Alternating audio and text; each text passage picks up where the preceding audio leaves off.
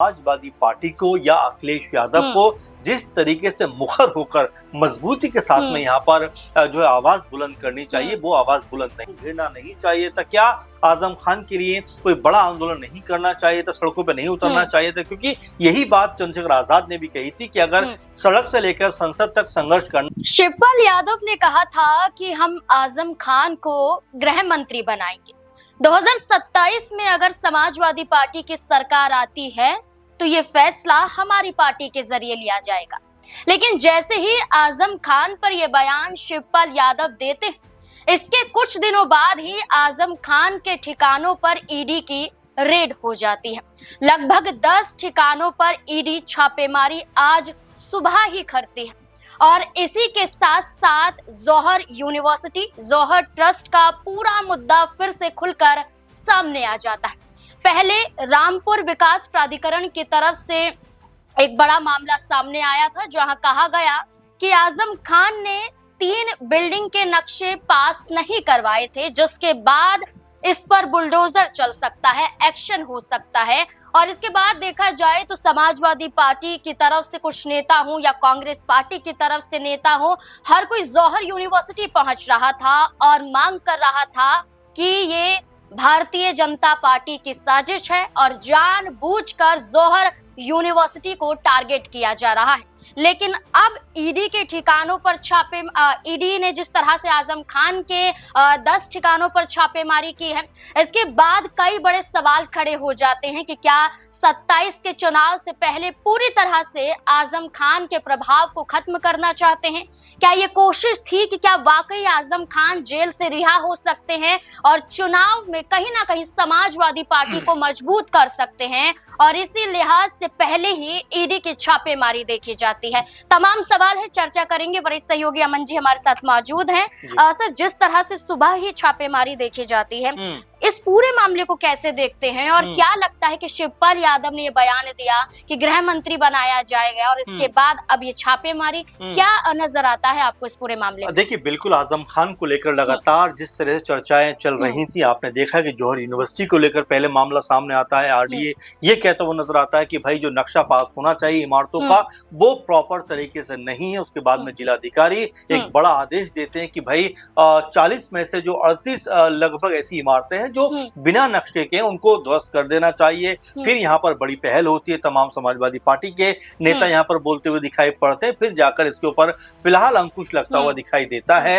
Moradabad commissioner की तरफ से। लेकिन अब बड़ा और अहम जो पड़ाव इसमें निकलकर सामने आता है कि यहाँ पर आजम खान और उनके सहयोगी लगभग 10 ठिकानों पर ईडी की आज सुबह सुबह ताबड़तोड़ तरीके छापेमारी होती है। और छापेमारी को जिस तरह से किया जा रहा था, उसमें तमाम सुरक्षा कर्मी भी वहां पर मौजूद थे ताकि कोई भी गड़बड़ी होने की जो संभावना है वो होती हुई नजर ना आए। और आपको बता दें कि पूरी कार्रवाई जो है वो prevention of money laundering act यानी PMLA के तहत ये की जा रही है। अब क्या क्या कुछ निकलकर सामने आता है, क्योंकि ये कहा जा रहा है कि भाई आजम खान से जुड़े हुए तमाम वित्तीय लेन देन ऐसे हैं जो जांच के दायरे में आने चाहिए और इसकी जांच जरूरी है। इसलिए ईडी ने इन तमाम चीजों को देखने के लिए इस तरह की छापेमारी कर दी। कहा तो ये भी जा रहा है कि जौहर यूनिवर्सिटी और जो मौलाना जौहर जो ट्रस्ट है, उसको लेकर भी तमाम तरह के खुलासे हो रहे हैं कि बहुत सारा पैसा इस ट्रस्ट में आया।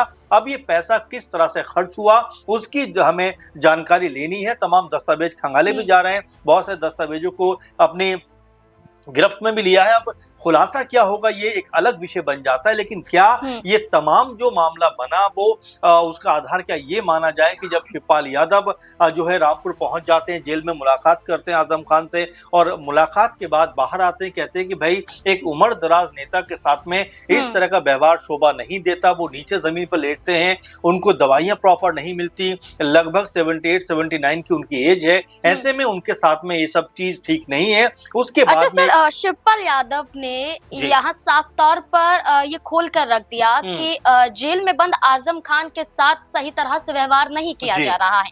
लेकिन अब जिस तरह से हम ईडी की छापेमारी देख रहे हैं, क्या इसके बाद समाजवादी पार्टी की तरफ से किसी को सामने नहीं आना चाहिए? मोहिबुल्लाह नदवी की बात करें, वो जौहर यूनिवर्सिटी पहुंच जाते हैं, गेट पर रोका जाता है, फिर भी वो कहते हैं कि हम पूरी कोशिश करेंगे कि इस यूनिवर्सिटी को बचा लिया जाए। समाजवादी पार्टी के कई ऐसे विधायक हैं जो रामपुर पहुंच जाते हैं और आजम खान का जिक्र करते हुए नजर आते हैं, लेकिन अब कोई बयानबाजी नहीं, कोई बड़ा कदम नहीं उठाया जा रहा है, बल्कि हो हल्ला सड़कों पर होना चाहिए। देखिए, बिल्कुल जाहिर बात है, इस बात को लेकर पहले भी हमने देखा है कि आजम खान को लेकर तमाम नेताओं ने ये बात कही कि समाजवादी पार्टी को या अखिलेश यादव को जिस तरीके से मुखर होकर मजबूती के साथ में यहाँ पर जो है आवाज बुलंद करनी चाहिए, वो आवाज बुलंद नहीं हुई और कई बयानों में तमाम तरह की बातें होती हुई दिखाई पड़ी। लेकिन अब यहाँ जो मामला बना है कि 10 ठिकानों के ऊपर जो आजम खान, उनके तमाम सहयोगी हैं, उनके ठिकानों के ऊपर जो छापेमारी हुई है और इस छापेमारी में कहा जा रहा है कि बहुत सारे जो दस्तावेज हैं वो यहाँ पर लिए जा रहे हैं। आरोप लगाया जा रहा है कि जब सरकार थी समाजवादी पार्टी की, आजम खान मंत्री थे, उस वक्त जो ठेकेदार थे जिनको ठेका दिया जाता था, उस ठेके की बड़ी रकम जो उनको मिलती थी वो जो है जौहर ट्रस्ट और जो यूनिवर्सिटी है उसके खातों में ट्रांसफर की जाती थी। इस तरह की जानकारी भी यहाँ पर मिल रही है। अब इसमें कितना पुख्ता जो दावा है वो होता हुआ दिखाई पड़ता है, लेकिन फिलहाल ये कहा जा सकता है कि आजम खान उनके तमाम सहयोगियों पर एक बार फिर से एक बड़ा एक्शन होता हुआ दिखाई पड़ा है। अब ये जो एक्शन हुआ है इसके बाद क्या कुछ होता हुआ दिखाई पड़ता है, क्या कुछ खुलासे होते हैं, ये देखना होगा। लेकिन फिलहाल ये भी सही आपने कहा कि अभी तक भी समाजवादी पार्टी के टॉप की जो लीडरशिप है, जो बड़े नेता हैं, उनका अभी तक कोई बयान सामने नहीं आया। तंजीम फातिमा ने एक वक्त पर कहा था कि हमें सिर्फ अल्लाह पर भरोसा है और किसी पर भरोसा नहीं है। इसके बाद हमने चंद्रशेखर आजाद को भी देखा था, वो उनके आवास पर पहुंचे थे, मुलाकात की थी, और हमने वो वक्त भी देखा था जब आजम खान जेल से रिहा हुए थे और उन्होंने ये शर्त रखी थी कि अखिलेश यादव अकेले आएंगे और वो अकेले मिलने भी पहुंचे थे। लेकिन जब चुनाव नजदीक है, इस चुनावी माहौल के बीच में तंजीम फातिमा का ये बयान कहीं ना कहीं सच साबित होता हुआ नजर आ रहा है कि वाकई अब सब दूरियां बनाते हुए दिखाई दे रहे, सिर्फ नाम का इस्तेमाल हो रहा है। देखिए, जाहिर बात है, क्योंकि आजम खान लगभग 4 से 5 सालों से जिस तरह से कभी जेल के अंदर है, कभी जेल से बाहर है, यही सिलसिला चलता हुआ दिखाई पड़ता है। और कई बार इस बात को लेकर भी कहा गया कि भाई जो उनकी उम्र है, जिस उम्र के पड़ाव पर वो है, तो ऐसे में उनके साथ रियायत करनी चाहिए, क्योंकि 78, 79 उम्र बहुत कह सकते हैं कि ऐसी उम्र होती है जब आदमी शारीरिक तौर पर कमजोर हो जाता है। लेकिन यहाँ पर भी उनके साथ में जो ज्यादती हो रही है वो नहीं होनी चाहिए। इसको लेकर भी तमाम जो आवाजें बुलंद होती हुई दिखाई पड़ी। लेकिन आपने जो बात कही कि क्या समाजवादी पार्टी को, क्या अखिलेश यादव को इस पूरे मामले के ऊपर एक मुखर आवाज बुलंद नहीं करनी चाहिए थी? क्या सरकार को घेरना नहीं चाहिए था? क्या आजम खान के लिए कोई बड़ा आंदोलन नहीं करना चाहिए था, सड़कों पर नहीं उतरना चाहिए था? क्योंकि यही बात चंद्रशेखर आजाद ने भी कही थी कि अगर सड़क से लेकर संसद तक संघर्ष करना पड़े तो वो पीछे नहीं हटेंगे। अब यहाँ पर बड़ा मामला ये बन जाता है कि वो भी अभी तक सामने नहीं है। तो ऐसे में क्या सोच समझकर यहाँ पर बयान देते हुए दिखाई पड़ेंगे? क्या ईडी की कार्रवाई के बाद जब बयान उनका हो जाएगा उसके बाद अपनी प्रतिक्रिया देंगे? लेकिन हाँ, ये बिल्कुल देखा जा रहा है कि समाजवादी पार्टी खेमे में फिलहाल खामोशी है। लेकिन इस पूरी कार्रवाई के बाद क्या कुछ सपा की तरफ से कहा जाता है और क्या कुछ आजाद कहते हुए नजर आते हैं, ये भी देखने वाली खामोशी नजर आ रही है। लेकिन जो ओम प्रकाश राजभर हैं, सुभाषपा प्रमुख, वो ये बयान देते हैं कि आजम खान को जिंदा नहीं रखना चाहती है समाजवादी पार्टी। वो ये कहते हैं कि सपा के लोग ही इसमें शामिल हैं। वो पहले बीजेपी के पास जाते हैं, सारी बातें बताते हैं रात को और सुबह ये सब कुछ हो जाता है। लेकिन जो उनका कहने का अर्थ है, उनका ये कहना है कि जो भी करता धरता है वो समाजवादी पार्टी के लोग हैं, जिसमें खास तौर पर उन्होंने शिवपाल यादव का नाम लिया और अखिलेश यादव का नाम लिया।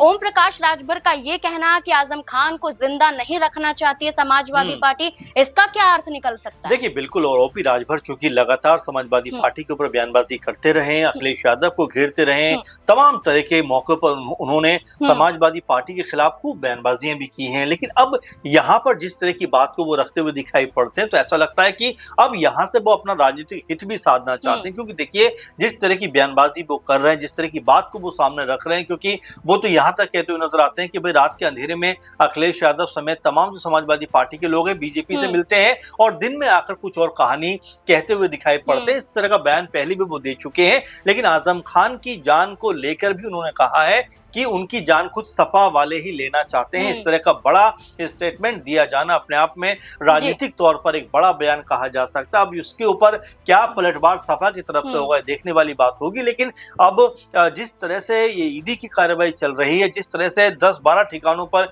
जो छापेमारी हुई है, उसके बाद में क्या दस्तावेज निकलकर सामने आते हैं और ईडी जो शक की बिना पर तमाम तरह की बातें कर रहे हैं कि भाई जो वित्तीय लेन देन हुआ है, जो कहां से पैसा आया है, कितना पैसा आया है और वो पैसा कैसे खर्च हुआ है, इन तमाम चीजों को कहीं ना कहीं जो है इनके सबूत जो है वो यहाँ पर जुटाने का प्रयास कर रहे हैं। अगर इसमें कामयाबी मिलती है तो आजम खान के लिए मुश्किलात जो है बढ़ती हुई दिखाई पड़ेंगी। बिल्कुल, पहले जौहर यूनिवर्सिटी, अब जौहर ट्रस्ट पर बड़ा सवाल। अब यही देखना होगा कि क्या समाजवादी पार्टी की तरफ से कोई बड़ा ऐसा कदम उठाया जाता है जिससे आजम खान और उनके परिवार वालों को राहत मिल पाए, या फिर जैसा सर ने कहा कि उनकी मुश्किलें और भी ज्यादा बढ़ सकती हैं। आपको क्या लगता है इस पूरे मुद्दे को लेकर? अपनी राय हमारे साथ जरूर साझा करें। धन्यवाद।